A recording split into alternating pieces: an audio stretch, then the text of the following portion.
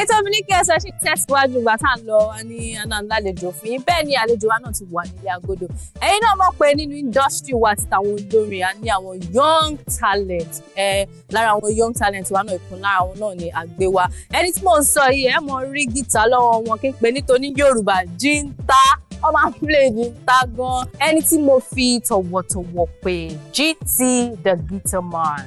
Da Jinta man. Èmi like ìtàn Jinta. Àmì tí àṣẹ rẹwà tó yìí. Ẹ̀yin gan fine.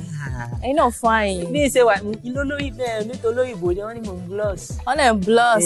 Ẹ ti máa ń gloss ẹ̀rọ mọ́ gloss. Ẹ bá wa kí àwọn ará lé. Ẹ̀yin tèmi mi lé lóko lọ́nà. Mo kí yín o ẹ̀mí Ọláolú Olúgbémiró tí ẹ̀yin mọ̀ sí GT the Guitar Man. Báwo ni iṣẹ́ ẹ wà pa? Èmi wà pa.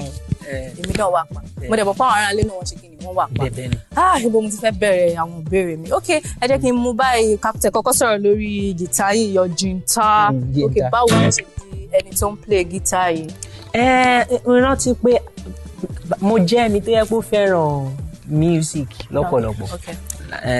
Mo bẹ̀rẹ̀ ní orin àkọ́kọ́ tí mo kọ́kọ́ 1999 ni mo kọ́.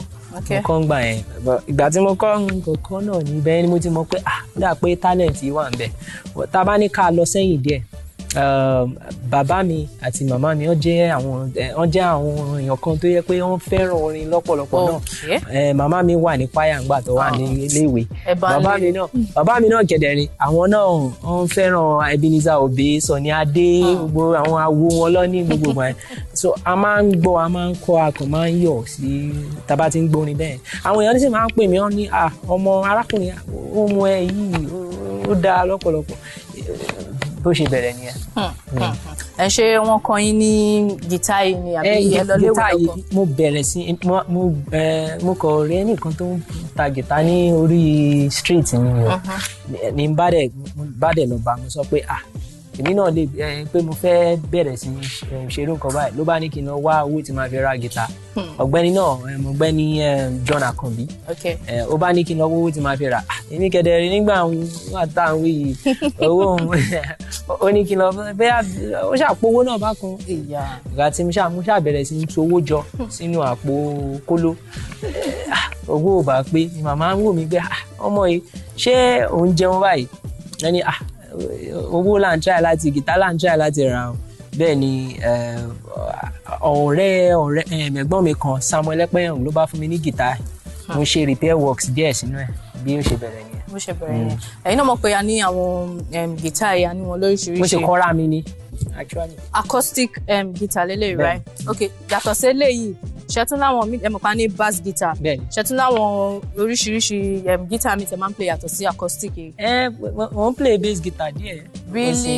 mo sì ń play electric náà díẹ̀ but acoustic guitar mi fẹ́ràn torí mo ní láti kì í sínú iná ẹ̀sìn mọ́ bí nepa yẹn àbí pèsè yẹn wọ́n sì máa ń ṣe. Mo ra generator mo lè ra generator fún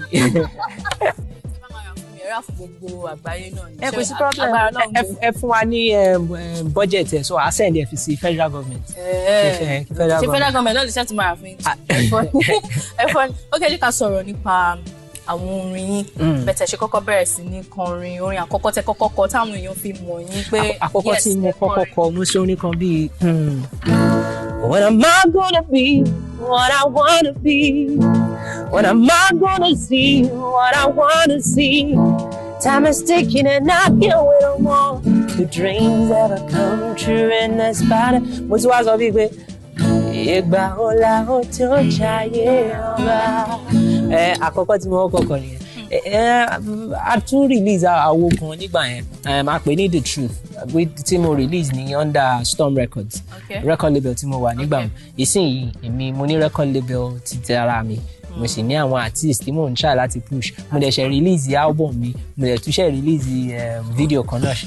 ẹni ẹ wà ní record label kan tẹ́lẹ̀ kẹ́tùkẹ́ náà tó dá wa àmọ́ ṣé kò ń ṣe pé bóyá ẹ fìjà kúrò ní record label ta torí ẹmọdé tí mo ṣe sọ bẹ́ẹ̀ most of àwọn record labels yẹn tó bá sign in artist ó ti yẹn bóyá ok tó bá ti promise artist yẹn pé a máa ṣe nǹkan báyìí a máa ṣe nǹkan báyìí fún wọn tó bá ti pé wọ́n ti ṣe orin orin ti ń ta owó ti ń wọlé wọ́n wá fẹ́ máa ṣe kí ni wọ́n máa fẹ́ máa wọ́n ṣàfẹ́ máa yàn wọ́n jẹ débi pé gbogbo àwọn artist yẹn wọ́n wá ṣe kí ni wọ́n wá kúrò ń bẹ́ẹ̀ ṣé irú àwọn nǹkan bẹ́ẹ̀ yẹn ò ṣẹlẹ̀ sẹ́yìn. àwọn èèyàn ní titi wọn ó dẹ̀ àwọn èèyàn ní story titi wọn ṣùgbọ́n ní ti tèmi èmi sign contract pẹ̀lú àwọn record label tó ń pè ní Storm Records. Okay. And ìgbà tí mo sign ẹ̀ tí contract mi expire because èmi mo jẹ́ nìkan tó yẹ pé mo máa ń like láti tẹ̀lé òfin tó o bá ti fọwọ́ sí ìwé pé báyìí ni o gbọ́dọ̀ dúró ṣe tán kò ń ṣe pé ìgbà èèyàn so èmi gbà tí contract mi expire ni mo ní okay o èmi náà fẹ́ ṣe ti tèmi o wọ́n ní ibì kan lọ́mọdé tí ọmọdé á bẹ̀rẹ̀ láti ibì kan kó tó dàgbà lágbà la fi bẹ̀rẹ̀ wùwà yẹn. ok ẹ jẹ́ ká tún wá mú yín dáadáa sí àwọn iléèwé tẹ́ lọ. mo lọ sí iléèwé community primary school. Láti ibẹ̀ yẹn mo move sí Mayflower secondary school ní Kẹ́nẹ́ Ogun State mo ṣetán ní Mayflower mo wá padà àsìkò mo parí ní Amuodofin High School university tí mo lọ ní LASU Lagos State University mo ka economics níbẹ̀. Okay. And ohun tẹ ká nìyẹn so ẹ̀dẹ̀ wò pé òkè ìgbà tẹ́sí ń ṣiṣẹ́ olórin dé yìí kẹ́ tún lè fi mọ ìmọ̀ orin sí ẹ̀ wò pé bóyá kẹ́ lọ síléèwé kẹ́ lọ kọ́ music àbí báwo ẹ̀ ṣe yẹn. tó ní ìyẹn dé music mo jẹ́ nǹkan tó yẹ pé compulsory kẹ́ lọ school kó tó ṣe èmi dẹ̀ jẹ́ nǹkan tó yẹ pé I'm a self-reliant person mo jẹ́ nǹkan tó yẹ pé máa ń like láti ó pè mí kí n kà á fúnra mi.